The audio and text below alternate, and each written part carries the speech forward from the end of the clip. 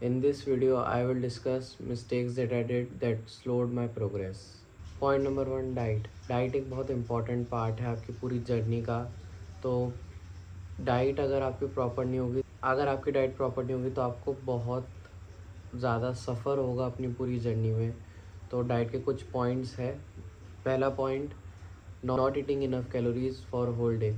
जैसे आपकी maintenance calories है 2500, तो आपको अगर लीन बल्क करना है तो सरप्लस में खाना होगा ना। अगर आप सरप्लस में नहीं खाओगे तो ना तो आपकी मसल गेन होगी, ना आप अपना साइज़ अच्छे से इंक्रीज़ कर पाओगे। तो फिर सेंस क्या बन रहा है आपका।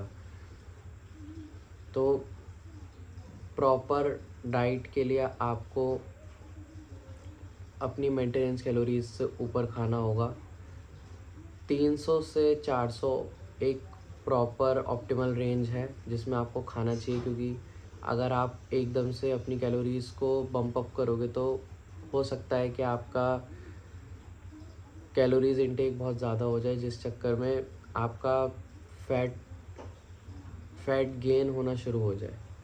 सेकंड पॉइंट है इसका कि not eating enough protein in your diet.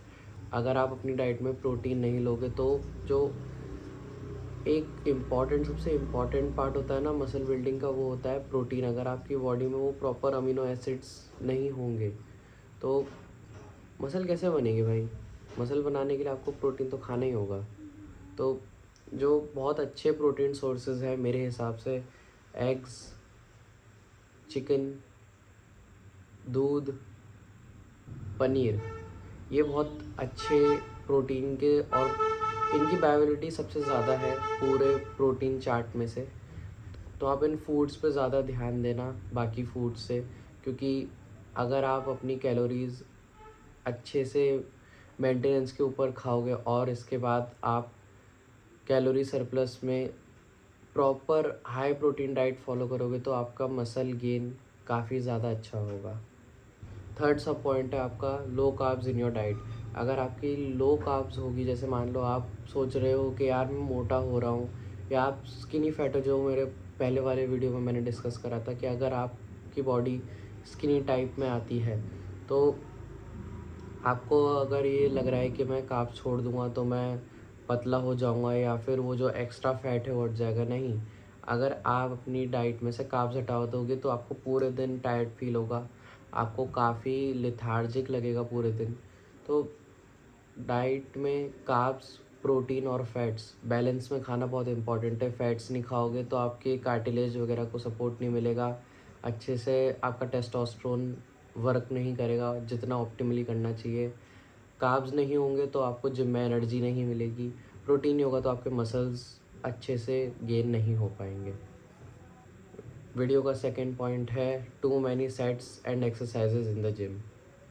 पहला सब पॉइंट है इंटेंसिटी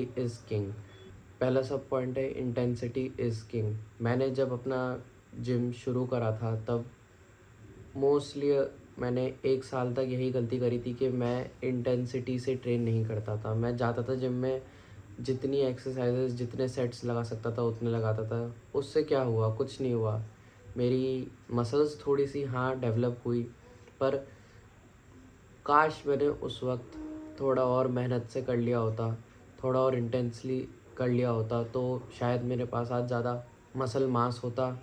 कोशिश करना है कि आपके जितने भी सेट परफॉर्म करो उस पर्टिकुलर डे पे वो क्लोज टू फेलियर या टिल फेलियर होनी चाहिए। अगर आप टिल फेलियर अपने सेट्स को परफॉर्म करोगे तो आपको पहली बात तो कम सेट्स लगाने की ज़रूरत होगी, और आप जिम में जल्दी घुसोगे और जल्दी बाहर आओगे। मोस्टली आपका वर्कआउट 50-55 मिनट्स में कंप्लीट हो जाएगा, बल्कि लोग 2-2 घंटे रुकने की जगह मैं कहूँगा कि 45-50 मिनट्स पर अपना वर्कआउट स्टॉप करो, क्योंकि आपकी मसल्स फिर टायर्ड आउट हो जाती है। इससे अच्छा आप 10 सेट लगाओ, पर वो 10 सेट इतने क्लोज टू फेलियर लगाओ या टिल फेलियर लगाओ कि आपको 11वां सेट करने की ज़रूरत ही ना हो। सेकंड सब पॉइंट है टाइम अंडर टेंशन। अपनी मसल्स को ग्रो करने का सबसे इम्पॉर्टेंट पार्ट मेरे हिसाब से है कि आप टाइम अंडर टेंशन मेथड का यूज़ करो अपने हर सेट में। मतलब टाइम अंडर टेंशन जिनको नहीं पता मैं बता देता हूँ क्या होता है।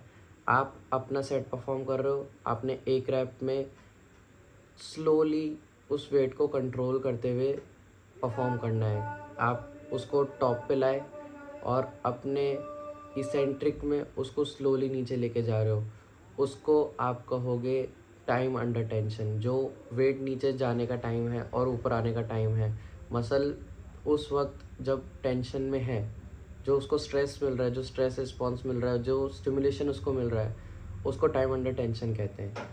अब आपको अपने हिसाब से फील करना होगा कि हाँ मेरा कोसेंट्रिक अच्छा जा रहा है, मेरा इसेंट्रिक कितने टाइम में कंप्लीट होना चाहिए, क्योंकि ये हर किसी अलग अलग इंसान पे डिपेंड करता है। मैं तो यही कहूँगा कि आप अपना वेट कंट्रोल करने की पूरी कोशिश करो, उस पर ज़्यादा फोकस करो, ना कि ये कि मेरा 5 सेकंड ऊपर आ रहा है 10 सेकंड नीचे जा रहा है। इसकी जगह आप वेट को कंट्रोल करो।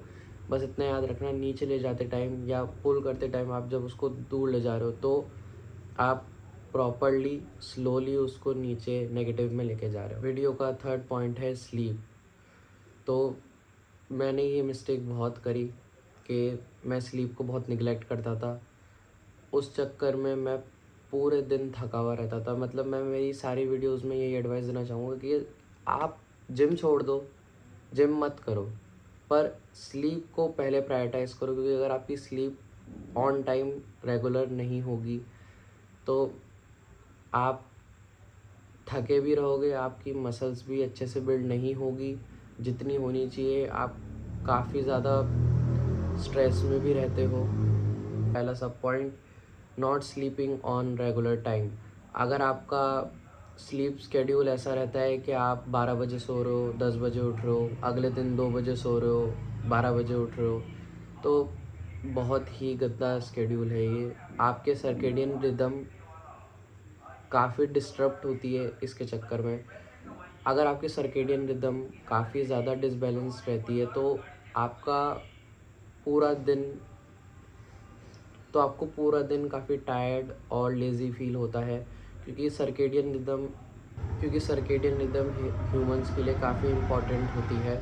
अगर आप सर्केडियन रिदम को फॉलो नहीं करते अपनी, जैसे 11 बजे तक सो के 8 या 7 बजे तक उठ रहे हो अपनी प्रॉपर 9 या 8 घंटे की नींद लेके, तो आपकी सर्केडियन रिदम काफ़ी डिस्टर्बेड रहती है।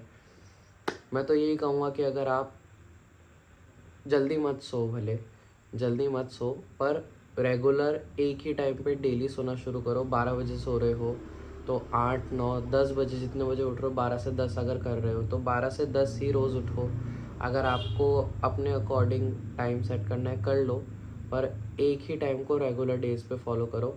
फिर अगर आपको ऐसा लगता है कि हाँ मुझे अपना टाइम थोड़ा सा जल्दी उठने वाला करना चाहिए, तो आप उस टाइम जो सोने वाला टाइम उसको पहले पीछे पुश करो, फिर आप जल्दी उठने वाले टाइम को पीछे पुश करना। सेकंड सब पॉइंट है working out close to bed time. ये मिस्टेक भी मैंने बहुत करी है।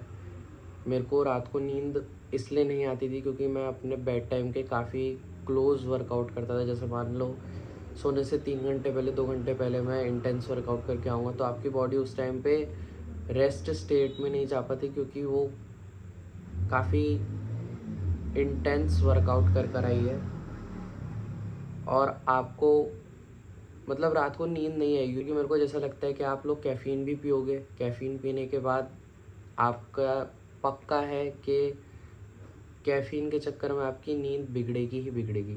और ये मैंने बहुत करा है भाई, बहुत करा है, और मेरी नींद काफ़ी ज़्यादा ख़राब हुई है। मैं काफ़ी परेशान हुआ हूँ, पूरी पूरी रात जगा हूँ मैं उस चक्कर में, और मेरा अगला दिन बिगड़ता था। मेरे एक वर्कआउट के चक्कर में मेरे अगले दिन के 4 वर्कआउट बिगड़ते थे। तो इससे अच्छा मैं जल्दी सोऊं, कैफ़ीन ना लूं। अगर मैं क्लोज टू बेड, कोशिश करना कि सोने से 4 घंटे पहले तक आप अपना वर्कआउट कर लो। अगर 1 या 2 घंटे पहले कर रहे हो तो मैं तो कहता हूँ छोड़ दो उस दिन वर्कआउट, अगले दिन करो। और कोशिश करो कि अपनी नींद को प्रायोरिटाइज़ करो सबसे पहले, फिर आप अपनी डाइट को ऑप्टिमाइज़ करो, फिर आप अपने जिम को consistently, with intensity, with proper time under tension और अच्छे रिकवरी के साथ करो। So that's it for this video. Thank you for watching. Bye bye.